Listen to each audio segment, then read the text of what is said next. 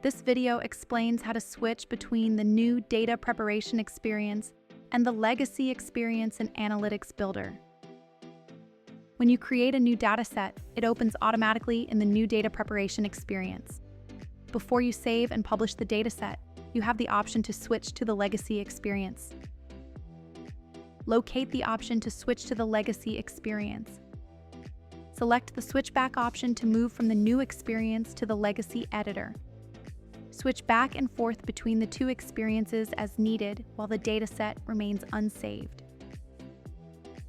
Note that when you add transformations in the new data preparation experience and then switch to the legacy experience, those changes will not carry over. Recreate those transformations manually in the legacy editor if you continue working there.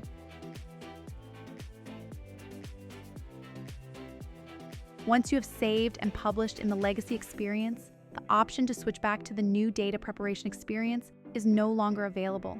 If you are editing in the new data preparation experience and you save and publish, you would not be able to switch back to the legacy experience.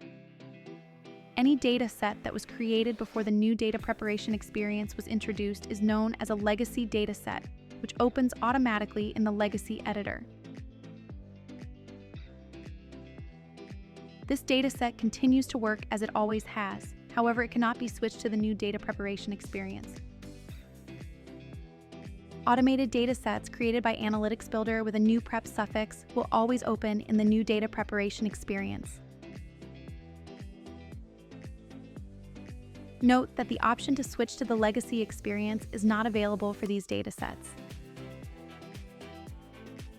Now you know how to switch between the new data preparation experience and the legacy experience in Analytics Builder. Thank you for watching.